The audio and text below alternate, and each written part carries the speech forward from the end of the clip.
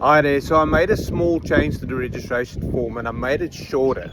So there was a part in the registration where I asked which industry are you interested in, and a lot of you thought that if your industry doesn't show that there is no vacancies for you, and there definitely is vacancies of all sorts and all categories on Recruit ZA. So I took that bit out because that bit doesn't decide whether there's an opportunity for you or not. You need to reach out to recruiter and you need to advertise yourself on your job profile.